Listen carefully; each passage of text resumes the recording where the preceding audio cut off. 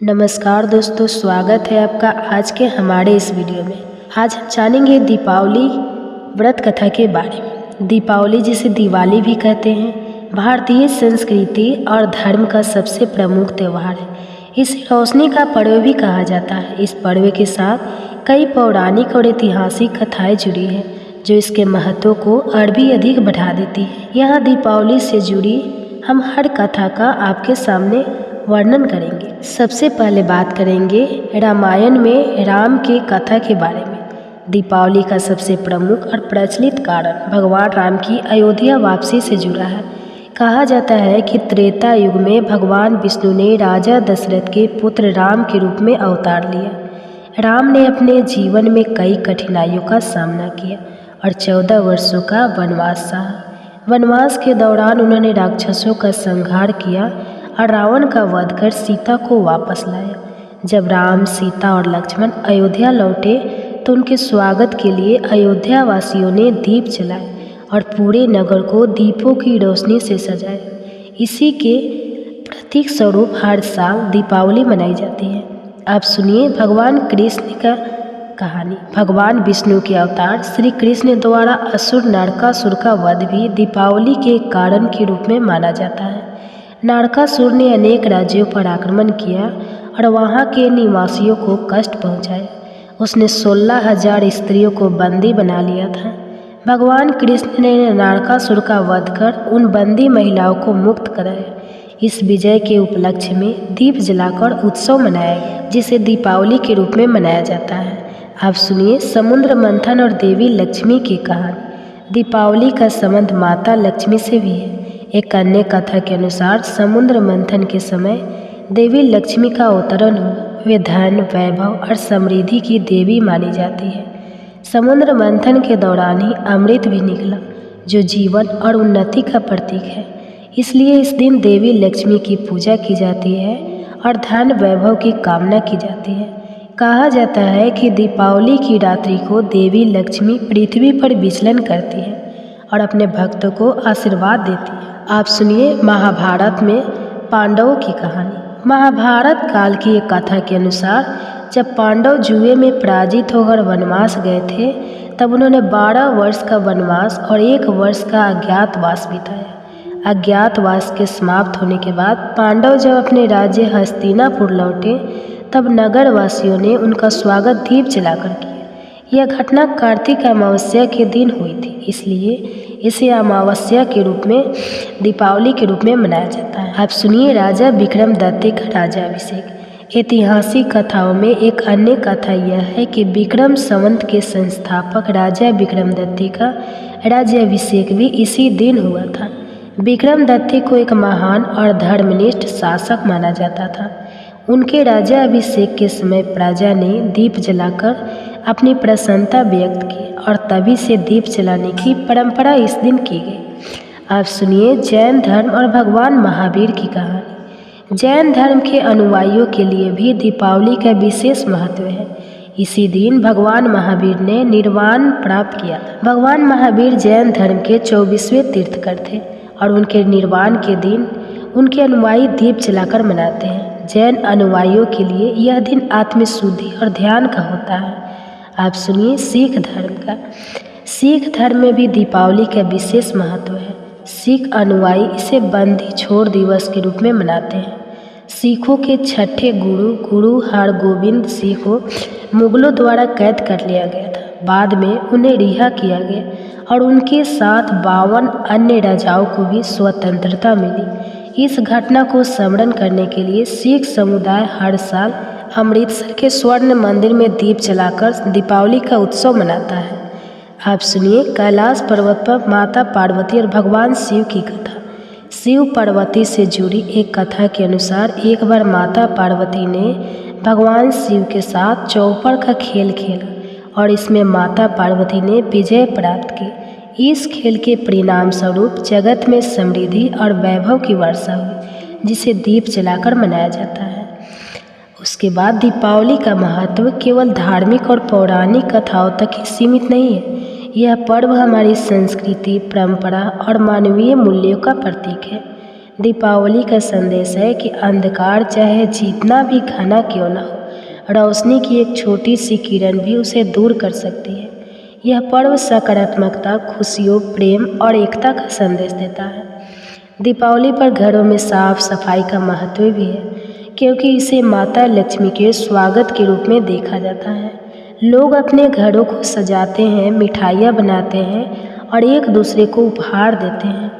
यह पर्व सामाजिक एकता को भी बढ़ावा देता है, क्योंकि इस दिन लोग अपने रिश्तेदारों और दोस्तों से मिलते हैं और साथ में खुशियाँ बांटते हैं। इस प्रकार दीपावली भारतीय संस्कृति का एक प्रमुख पर्व है, जो विविधता और एकता का प्रतीक है।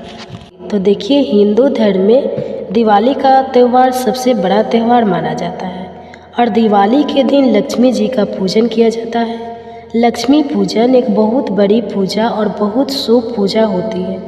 तो आज की वीडियो में हम जानेंगे कि लक्ष्मी पूजन हमें कैसे करना चाहिए। तो देखिए, दिवाली के दिन शाम के समय हमें यह पूजन करना चाहिए। शाम के समय नहा धोवा के स्वच्छ वस्त्र धारण करके फिर आप लक्ष्मी पूजन करें। लक्ष्मी पूजन जब आप करेंगे तो पूजा ऐसी जगह पर करें कि आपका मुख उत्तर दिशा की तरफ होना चाहिए।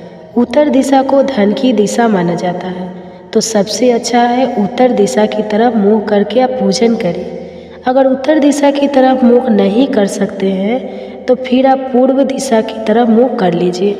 तो चौकी हमें उत्तर दिशा में या पूर्व दिशा में लगानी है। तो सबसे पहले उस जगह को साफ कर लें। साफ करके एक चौकी लगाएं। चौकी पर लाल रंग का वस्त्र हम बिछा लेंगे। अब इसके ऊपर हम एक लक्ष्मी गणेश जी का पोस्टर लगाएंगे।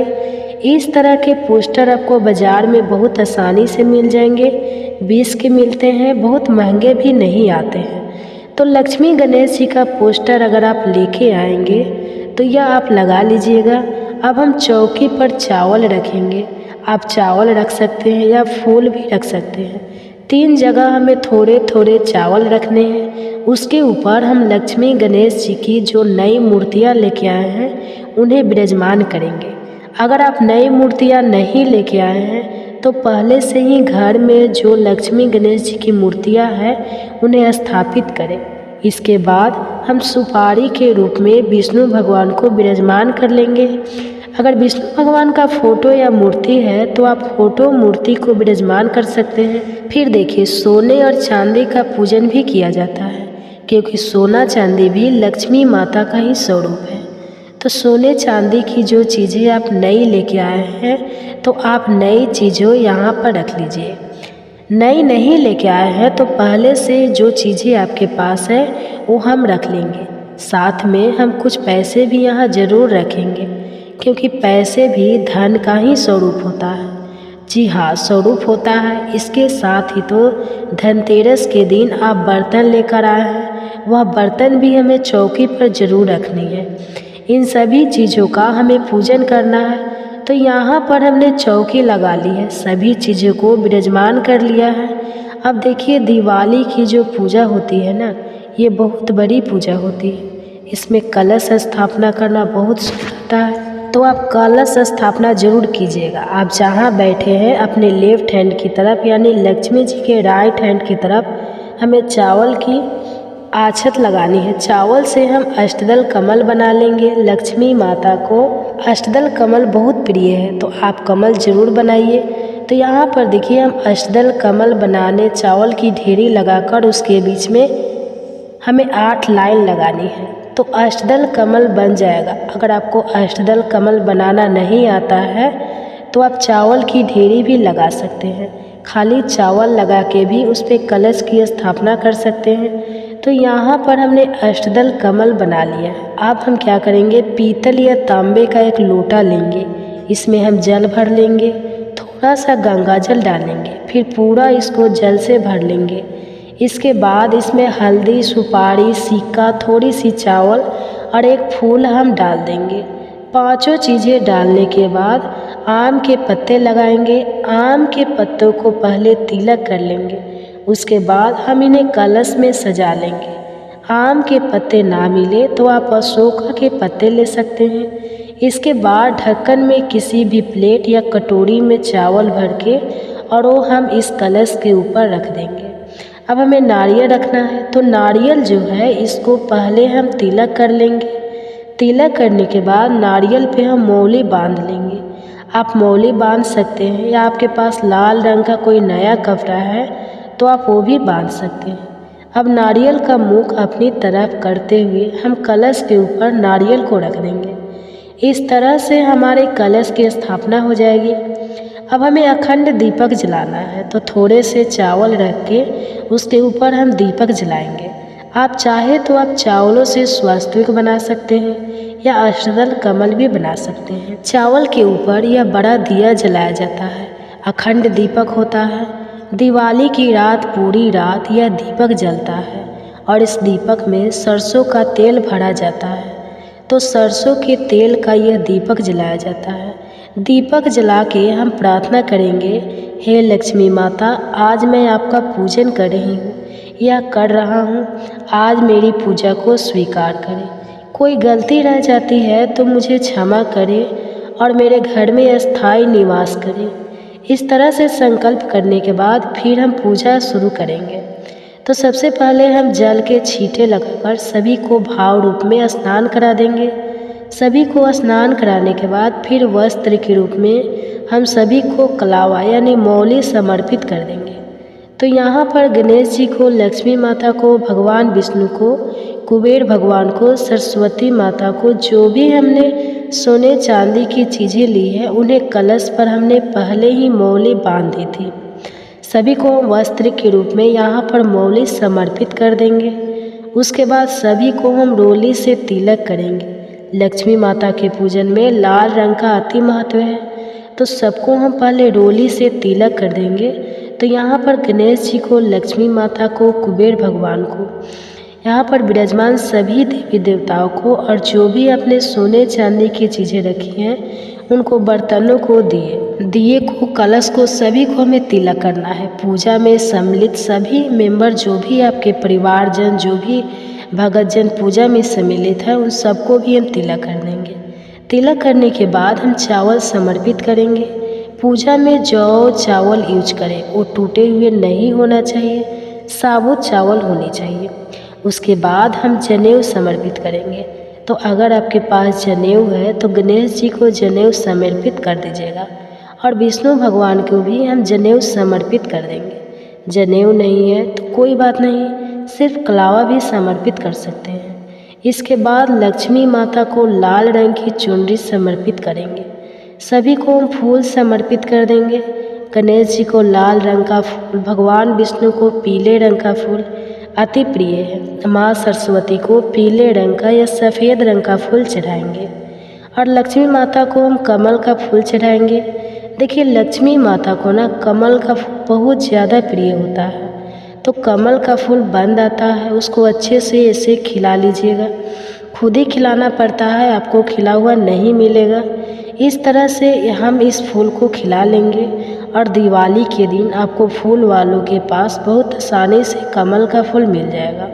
तो अगर हो सके तो आप कमल का फूल दिवाली की पूजा में लक्ष्मी जी को ज़रूर समर्पित करें, क्योंकि कमल का फूल लक्ष्मी माता का प्रिय फूल होता है।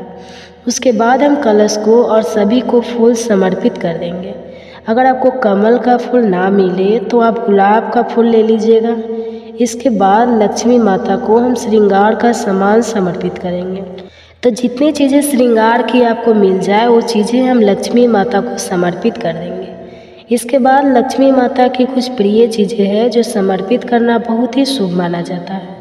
तो दिवाली का जब आप पूजन करें तो ये चीज़ें ज़रूर समर्पित करें। सबसे पहले हम गोमती चक्र समर्पित करेंगे। तो देखिए, इस तरह के गोमती चक्र आते हैं, इसके अंदर नाग चक्र जैसा आपको दिखाई दे रहा होगा। इस तरह के गोमती चक्र आते हैं। 5-7 कितने भी गोमती चक्र आप समर्पित कर दीजिएगा। साथ में हम कौड़ी समर्पित करेंगे। तो यहाँ पर इस तरह की कौड़ी आती है, ये चीज़ें आपको दिवाली के आसपास मार्केट में बहुत आसानी से मिल जाएगी। नहीं तो आप ये सभी चीज़ें जो हम लक्ष्मी माता को समर्पित कर रहे हैं ना, इन चीज़ों की फिर धन पोटली बनाई जाती है। तो यहाँ पर कौड़ी समर्पित कर दी जाती है। आप जितनी भी संख्या में समर्पित करना चाहते हैं कर दीजिएगा। उसके बाद हम कमल गट्टे समर्पित कर देंगे और साथ में ही हम सुपारी समर्पित करेंगे। ये सभी चीज़ें समर्पित करने के बाद फिर हम सप्त धन समर्पित करेंगे। 7 तरह का अनाज समर्पित किया जाता है। साबुत अनाज हमें समर्पित करना है। तो मैंने यहाँ पर गेहूँ, बाजरा, जौ, चावल, फल, चना, मूंग और धनिया, यह 7 चीज़ें समर्पित की है। आप कोई भी 7 अनाज यानी सप्त धान आप समर्पित कर सकते हैं। सप्त धान समर्पित करना बहुत ही शुभ माना जाता है। तो दिवाली को आप सप्त धान जरूर समर्पित कर दीजिएगा। देखिए, जो हमने सप्त धान समर्पित किया है ना, धनिया भी हमने इसी में समर्पित कर दिया है। धनिया फिर अलग से समर्पित करने की ज़रूरत नहीं है, जो सप्त धान है उसी में धनिया हो। उसके बाद फिर भोग समर्पित करेंगे। भोग में आप कोई भी मिठाई समर्पित कर सकते हैं। घर की बनी हुई मिठाई ले सकते हैं या मार्केट से भी मिठाई ला सकते हैं। साथ में ही हम फल समर्पित करते हैं, तो कोई भी ऋतु फल आप समर्पित कर सकते हैं। इसके साथ ही आप 5 मेवे का भोग समर्पित कर सकते हैं। और सबसे ज़रूरी खील बतास का भोग हमें ज़रूर समर्पित करना है। खील बतासे का भोग माता लक्ष्मी को अति प्रिय है, तो आप यह भोग जरूर समर्पित कीजिएगा। और सभी को हम यहाँ पर खील समर्पित कर देंगे। साथ में जो भी बर्तन आप लेके आए हैं उसमें भी आप खील जरूर डालिए। बर्तन को खाली नहीं छोड़ना है। इसके बाद हम 2 पान के पत्ते लेंगे। अगर आपको 2 ना मिले तो आप 1 पान का पत्ता भी ले सकते हैं। पान महालक्ष्मी को बहुत प्रिय होता है, तो पान के पत्ते पर जो जो चीज़ें अपने भोग के रूप में चढ़ाई है वो सभी चीज़ें हम रखेंगे। तो थोड़ी थोड़ी सारी चीज़ें हम इस पान के पत्ते पर रखेंगे और ये हम लक्ष्मी माता को भोग के रूप में समर्पित कर देंगे। तो यहाँ पर हम पान के पत्ते पर भोग समर्पित करेंगे। फिर हम 1 लोटा जल समर्पित करेंगे। यथासंभव दक्षिणा समर्पित कर देंगे। इसके बाद हमें दिवाली की कथा सुननी है। तो देखिए, चाहे आपने व्रत किया हो या ना किया हो, दिवाली की कथा सभी सुन सकते हैं।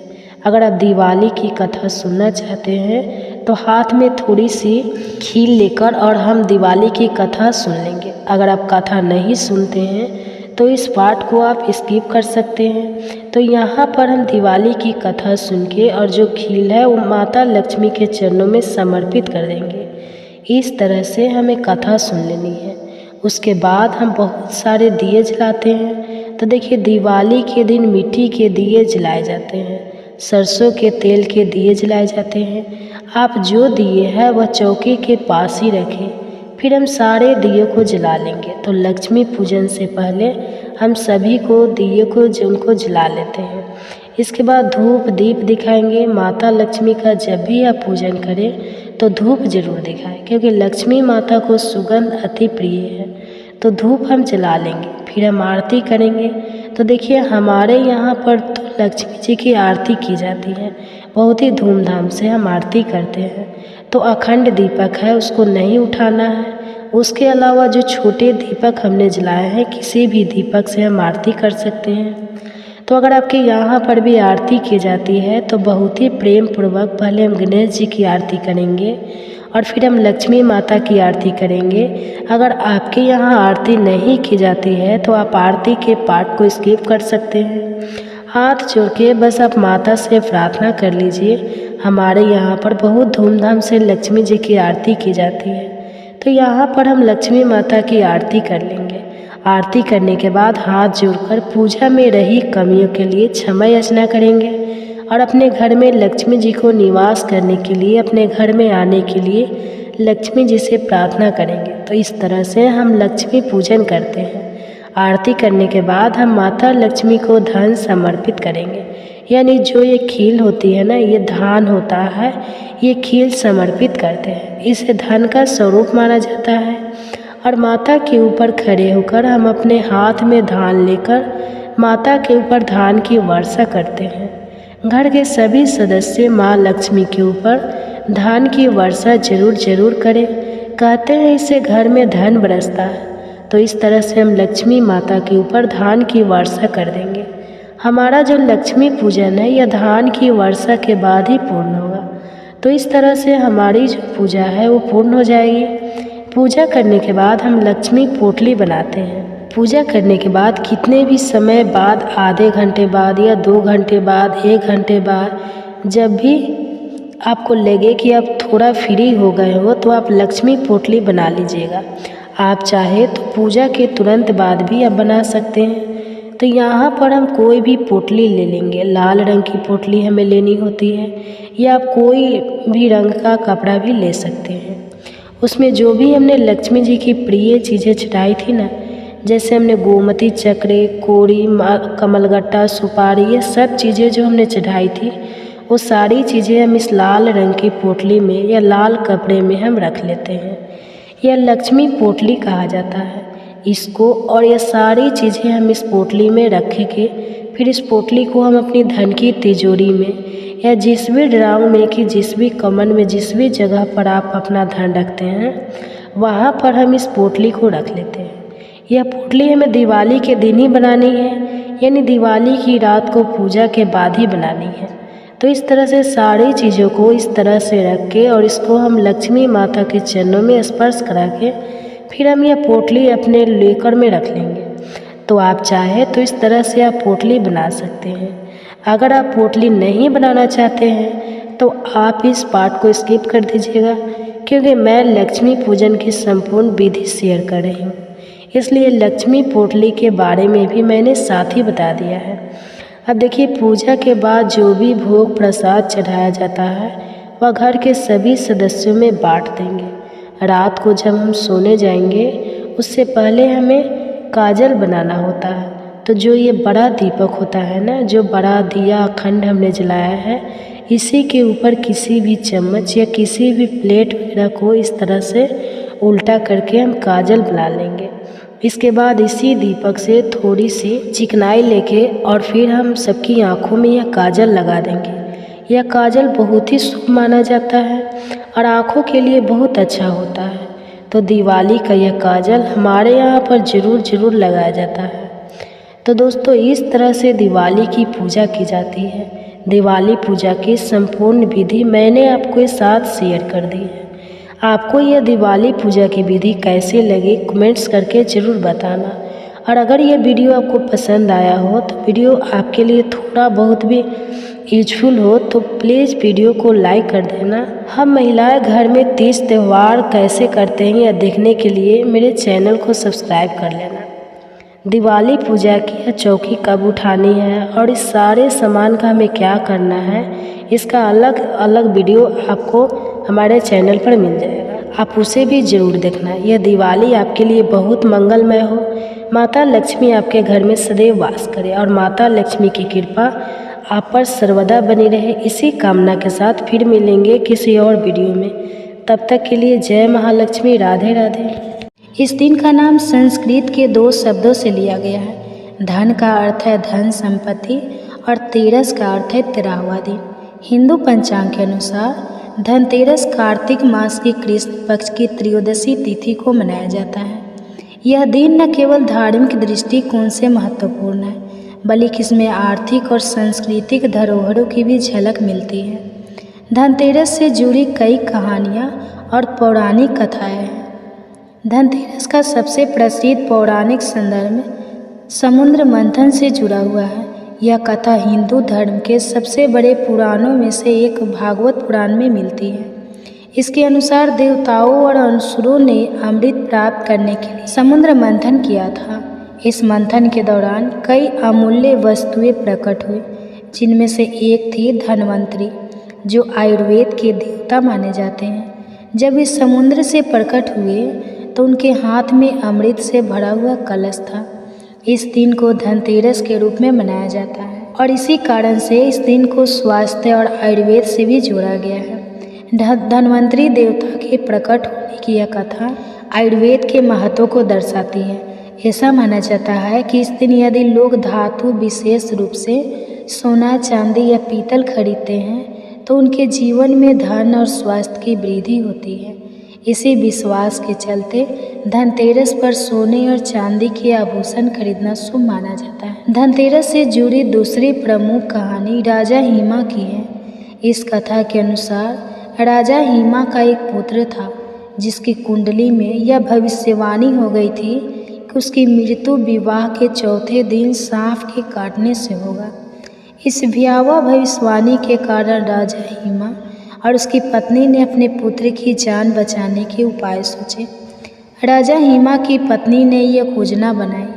विवाह के चौथे दिन उसने अपने पति को सोने और चांदी के ढेर पर बैठा दिया और पूरे घर को दीपों से सजाया। उसने ध्यान रखा कि घर में हर कोने में रोशनी हो और उसने अपने पति को नींद न आने दी। उस रात जब यमराज सांप के रूप में उनके पास आए तो सोने और चांदी की चकाचौंध से वे चकित हो गए और घर में प्रवेश नहीं कर पाए। वे दरवाजे पर बैठकर उस प्रकाशमयी दृश्य को देखते रहे और समय बीत गया। सूर्योदय होते ही यमराज वहाँ से चले गए और इस तरह राजा हिमा के पुत्र की जान बच गई। इस घटना से जुड़ी मान्यता है कि धनतेरस के दिन दीप जलाना और घर को रोशन करना अशुभ शक्तियों को दूर रखता है। इसलिए धनतेरस पर दीप जलाने की परंपरा है, जिससे परिवार पर यमराज की दृष्टि न पड़े और उन्हें दीर्घायु और समृद्धि प्राप्त हो। धनतेरस के दिन कुबेर की पूजा का भी विशेष महत्व है। कुबेर को धन के देवता माना जाता है और उन्हें भगवान शिव का प्रमुख गण माना गया है। ऐसा कहा जाता है कि कुबेर ने अपनी तपस्या के बल पर अमरत्व और अपार धन संपत्ति का वरदान प्राप्त किया था। उन्होंने इस संपत्ति का उपयोग जनहित के कार्यों में किया और इसी कारण से वे सभी देवताओं के कोषाध्यक्ष माने गए। पर भगवान शिव ने कुबेर को उनकी संपत्ति के दुरुपयोग के कारण चेताया और उन्हें सिखाया था कि धन का सही उपयोग करना कितना महत्वपूर्ण है। इस घटना के बाद से कुबेर ने धन को सद्गुणों के साथ उपयोग करना शुरू किया और समाज के कल्याण के लिए कार्य किए। धनतेरस के दिन कुबेर की पूजा करने से व्यक्ति को धन, वैभव और संपत्ति की प्राप्ति होती है, ऐसा मान्यता है। इसलिए लोग इस दिन कुबेर की पूजा करके उनसे आशीर्वाद प्राप्त करते हैं। धनतेरस के दिन लक्ष्मी माता की पूजा का भी विशेष महत्व है। लक्ष्मी को धन, वैभव और समृद्धि की देवी माना जाता है। यह मान्यता है कि इस दिन लक्ष्मी माता घर घर में भ्रमण करती है और जो लोग उन्हें प्रसन्न करते हैं उनके घर में वे अस्थायी रूप से निवास करती हैं। धनतेरस के दिन सोने या चांदी के आभूषण खरीदने की परंपरा लक्ष्मी माता की कृपा प्राप्त करने के उद्देश्य से की जाती है। ऐसा माना जाता है कि इस दिन सोना खरीदना घर में धन की वृद्धि और स्थिरता लाता है। साथ ही सोने को एक शुभ धातु माना जाता है जो घर में सुख, शांति और समृद्धि लाता है। इस परंपरा के पीछे यह मान्यता है कि लक्ष्मी माता को स्वर्ण अत्यधिक प्रिय है और जो लोग इस दिन सोना खरीदते हैं उन्हें लक्ष्मी का आशीर्वाद प्राप्त होता है। इसके अतिरिक्त धनतेरस के दिन घर के नए बर्तन और धातु के अन्य सामान खरीदना भी शुभ माना जाता है। धनतेरस की एक और महत्वपूर्ण कथा यमराज से जुड़ी है। इस दिन को यमराज के सम्मान में दीप दान करने का भी रिवाज है। यह परंपरा राजा हिमा की कथा से जुड़ी है, जिसमें यमराज ने उनके पुत्र की जान नहीं ली थी। इस दिन लोग अपने घर के बाहर मुख्य द्वार पर दीप जलाते हैं, जिसे यमदीप कहा जाता है। यह दीपदान यमराज को महत्वपूर्ण होता है, जिससे घर के सदस्यों की अकाल मृत्यु से रक्षा की जा सके। इस परंपरा के अनुसार घर के सभी सदस्य मिलकर घर के मुख्य द्वार पर यमदीप जलाते हैं और यमराज से प्रार्थना करते हैं कि वे उनके घर से दूर रहें। दीप जलाने के पीछे का यह भाव है कि जैसे यमराज राजा हिमा के पुत्र की जान नहीं ले पाए थे, वैसे ही वे अन्य घरों से भी दूर रहे और वहाँ की समृद्धि और शांति बनी रहे। धनतेरस का महत्व केवल पौराणिक कथाओं तक सीमित नहीं है, बल्कि आज के समय में यह त्यौहार भारतीय समाज में आर्थिक दृष्टिकोण से महत्वपूर्ण हो गया है। इस दिन लोग बड़े पैमाने पर सोना, चांदी, इलेक्ट्रॉनिक सामान, वाहन और अन्य मूल्यवान वस्तुएं खरीदते हैं। इसे धार्मिक गतिविधियों के लिए सबसे अच्छा समय माना जाता है, क्योंकि लोग इसे शुभ मानकर नई वस्तुएं खरीदते हैं।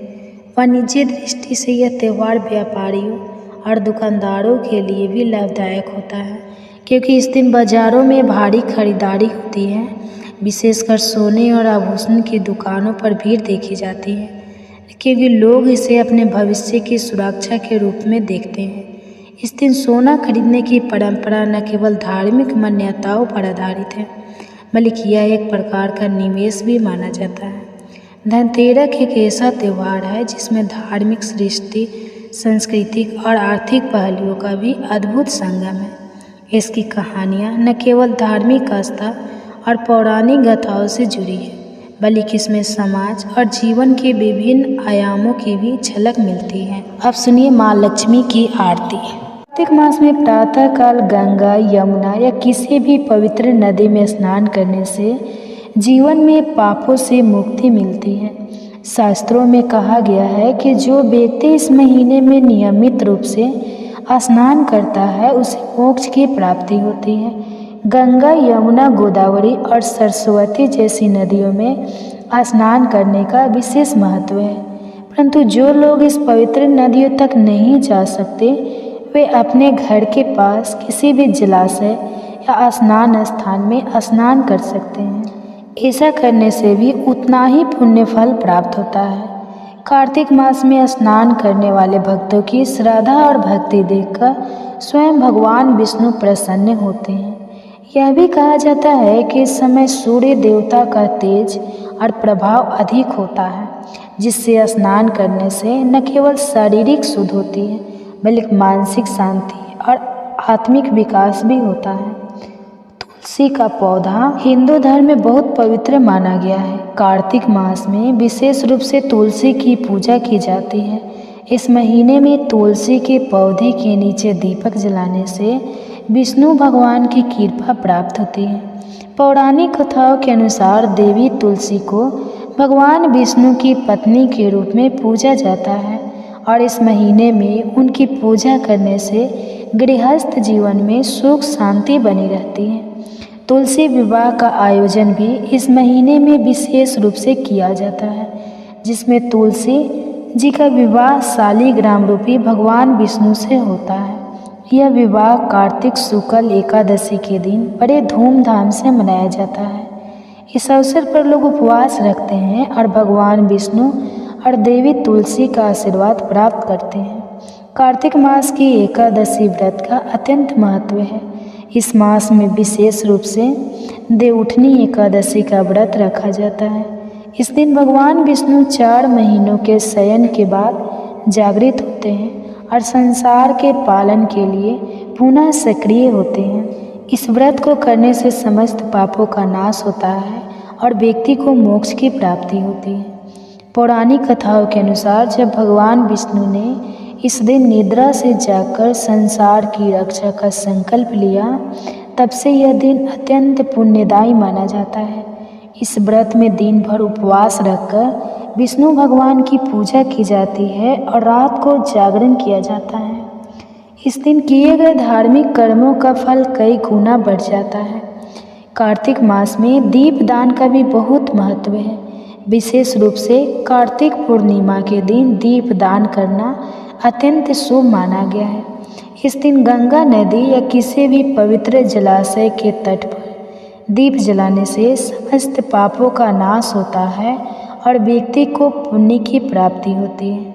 इसके अलावा घर के आंगन या मंदिर में भी दीपक जलाने से भगवान की कृपा प्राप्त होती है। यह माना जाता है कि इस दिन दीप जलाने से अज्ञानता का अंधकार दूर होता है और ज्ञान का प्रकाश फैलता है। पौराणिक कथाओं के अनुसार जब भगवान विष्णु ने राक्षसों का संहार किया, तब देवताओं ने दीप जलाकर उनका स्वागत किया। तभी से यह परंपरा प्रारंभ हुई और इसे पुण्यदायी माना गया। कार्तिक मास में दान का भी विशेष महत्व है। इस महीने में गरीबों, ब्राह्मणों और ज़रूरतमंदों को दान देने के पुण्य की प्राप्ति होती है। अन्न, वस्त्र, धन और अन्य आवश्यक वस्तुओं का दान करना अत्यंत शुभ माना जाता है। विशेष रूप से अन्न दान को सर्वोत्तम माना गया है। जो व्यक्ति इस मास में अन्न का दान करता है वह जीवन के हर क्षेत्र में समृद्धि और सुख प्राप्त करता है। भगवान विष्णु को प्रसन्न करने के लिए भक्त इस महीने में विशेष रूप से धर्म और सेवा कार्य करते हैं। भोजन दान, गौदान और वस्त्र दान इस मास में प्रमुख रूप से किए जाते हैं। इसके अलावा इस समय में मंदिरों और आश्रमों में सेवा करना भी अत्यंत पुण्यदायी माना जाता है। कार्तिक मास में विभिन्न धार्मिक अनुष्ठान किए जाते हैं, जिनमें व्रत, उपवास, पूजा और मंत्र जाप शामिल है। इस मास में भक्तजन विशेष रूप से भगवान विष्णु और भगवान शिव की पूजा करते हैं। प्रातःकाल सूर्योदय से पहले उठकर स्नान करना और भगवान का ध्यान करना शुभ माना जाता है। इसके बाद भगवान विष्णु की पूजा की जाती है, जिसमें उन्हें फूल, अक्षत और तुलसी पत्र अर्पित किए जाते हैं। रात्रि के समय दीप जलाकर भगवान की आरती की जाती है। विशेष रूप से कार्तिक पूर्णिमा के दिन गंगा स्नान और दीपदान का अत्यधिक महत्व है। इस दिन भगवान शिव और विष्णु की पूजा करने से सारे पाप समाप्त हो जाते हैं और मोक्ष की प्राप्ति होती है। कार्तिक मास की पूर्णिमा तिथि को कार्तिक पूर्णिमा कहा जाता है।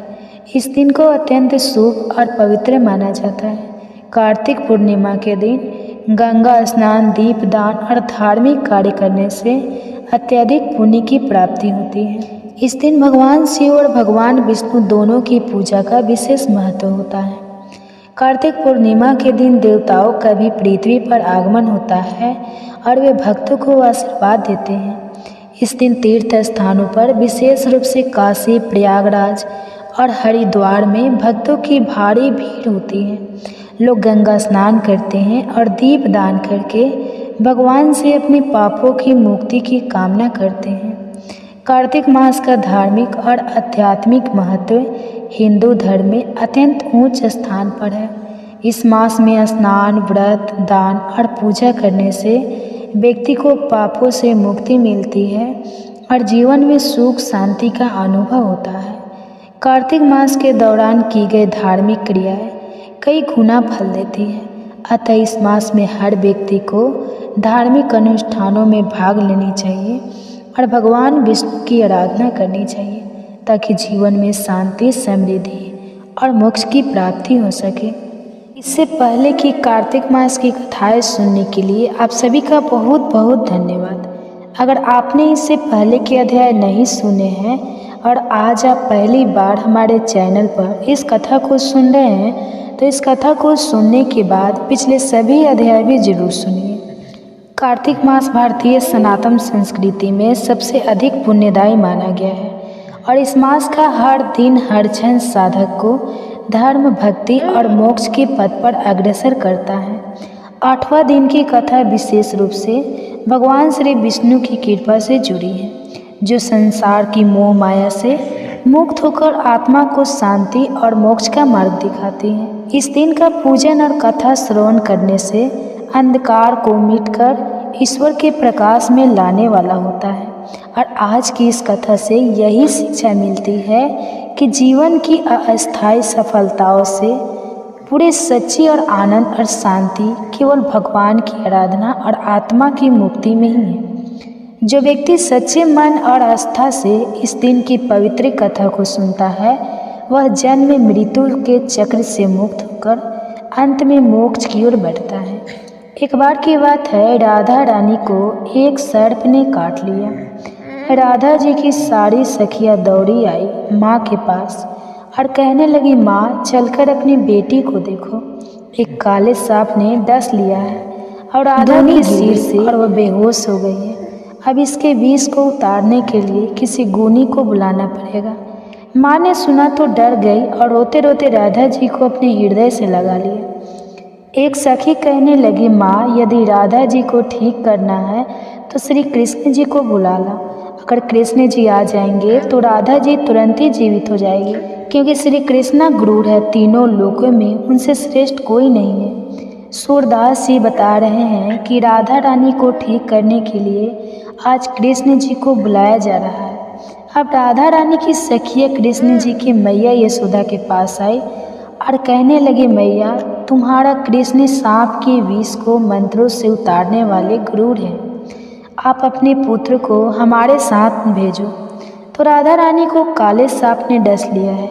मैया यशोदा ने सुना तो सुनकर मुस्कुराने लगी कि अभी थोड़ी देर पहले तो राधा मेरे घर आई थी। राधा रानी की मूर्छा के मूल कारण को समझकर मैया यशोदा चुप हो गई और सखियों को अपने हंसने का कारण नहीं बताया।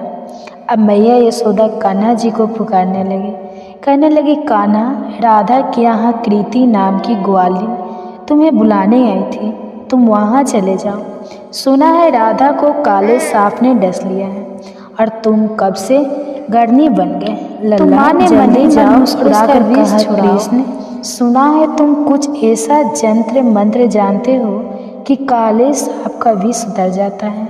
अब भगवान श्री कृष्ण जी गरुड़ी बनकर वहाँ आ गए। जब वृष भानु सुता राधा ने सुना तो मन में बड़ी प्रसन्नता हुई कि श्री कृष्ण तो आज मेरे द्वार पर आए हैं और अपने आप को राधा रानी धन्य समझने लगी। प्रेमवश वह एकदम मूर्छा और राधा रानी जी की आंखों से प्रेम के आंसू झरने लगे। राधा को इस प्रकार देखकर माँ भी व्याकुल हो गई। वे समझने लगी कि राधा के एक एक अंग में विष का गहरा प्रभाव हो गया है और अब तो माँ रोती व्याकुल होकर इधर उधर फिर रही थी। वे अपनी पुत्री को बार बार गले लगाती और फिर राधा रानी की दशा देखकर पानी पानी हो रही है। श्री कृष्ण के आने की खबर पाकर माँ दौड़ कर आई। कान्हा जी को पैरों को पकड़कर कहने लगी, हे मोहन, मेरी लाडली बेटी राधा बहुत ही व्याकुल है, कृपा करके इसे ठीक कर दो। माँ चाहे तो समझे, लेकिन प्रेम पूर्वक हृदय के प्रेम भाव को तो श्री राधे रानी और श्री कृष्ण दोनों ही पूरी तरह से समझ रहे हैं। तब श्री कृष्ण ने कुछ झाड़ फूँक शुरू कर दिए और राधा रानी जी को स्पर्श किया। जैसे ही उन्होंने राधा जी को स्पर्श किया तो एकदम से किशोरी जी यानी श्री राधा रानी ने आंखें खोल दी। श्री कृष्ण जी की वास्तव में बहुत बड़े गाढ़नी है। शरीर का विष तो उन्होंने झाड़ दिया, लेकिन मन और सिर पर प्रेम का जादू कर दिया। अब राधा रानी ने होश में आकर अपने नेत्र खोले और आगे श्री कृष्ण को देखा तो बस एक टक निहारती रही। फिर लाज से एकदम खड़ी होकर अपने वस्त्रों को संभालने लगी। फिर राधा रानी ने अपनी माँ से पूछा, माँ आज क्या है, सब लोग यहाँ इकट्ठे क्यों हैं? माँ बोली, राधे, तुम्हें सांप ने डस लिया था और तुम्हें तो अपने राधा रानी को बताने नहीं रही कि श्री कृष्ण के मंत्रों के द्वारा तुम्हारा उपचार हुआ है। राधा रानी की माँ बार बार कुंवर कन्हई की बढ़ाई करने लगी। माँ ने श्री कृष्ण के मुख को चूमा, गले से लगाया और फिर अपने घर भेज दिया। वह कहती है कि मैया यशोदा की कोख धन धान्य है, जिससे श्री कृष्ण जैसे सुपुत्र का अवतार हुआ है। उन्होंने तो तुरंत ही ऐसा उपाय कर दिया कि मेरी बेटी को जिंदा कर दिया। अब माता मन ही मन सोचने लगी कि राधा कृष्ण की यह जोड़ी तो मानो भगवान ने सोच समझ के घर घर में अब यह चर्चा चल पड़ी कि कृष्ण जी बहुत बड़े गार्डनी हैं और भगवान ने इस तरह से और भी बहुत सारी सुंदर प्रेम लीलाएं पेश। सुनिए आज की अध्याय। कार्तिक मास को हिंदू धर्म में अत्यंत पवित्र और महत्वपूर्ण माना गया है।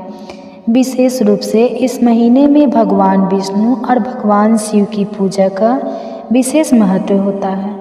कार्तिक मास की कथा और इसके धार्मिक अनुष्ठानों का उल्लेख पुराणों में मिलता है। यह मास भक्तों के लिए व्रत, उपवास, तीर्थ यात्रा और पुण्य कर्मों का विशेष समय होता है। सूरज देवता की अर्घ देने आई, छठी मैया की ठान लगा बने आई। सांझे के अर्घ और दिया बारी, सूरज देवता की अर्घ देने आई।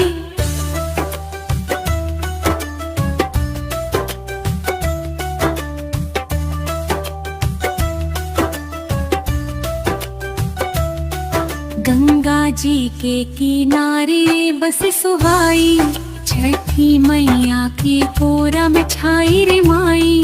नैया में चढ़ के रे अर्घ देने आई, सूरज देवता की अर्घ देने आई। अर्घ की बेरा आई हो माई, छठी मैया की हम भजन गाई। आशीष दी मुँह अंगना छाई, हमरा घर में होवे सुखाई। जय छठी मैया की आरती, छठी मैया की जय हो, सूरज देवता की जय हो। अर्घ्य लेके आई हम, छठी मैया की जय हो, सुख समृद्धि सबके अंगना में। रखल हो कृपा अन्हरवा में, छठी मैया की आरती गाई, मनवा में खुशी छाई हो। दिन कर देव की पूजा करे, हमनी हो राजताई हो।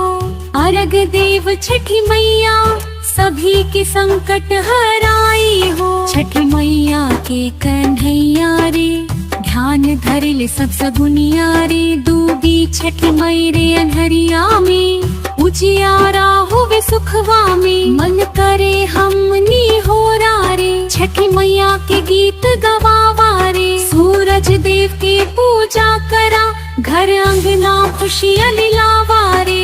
अर्घ दी छठी मैया, सुख समृद्धि लेके आई रे। धरती अंबर झुके हो माई, सबके संकट दूर भगाई रे।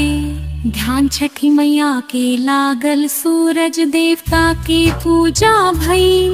अर्घ दे के हम पावन भई, छठी मैया के ध्यान हम लागल।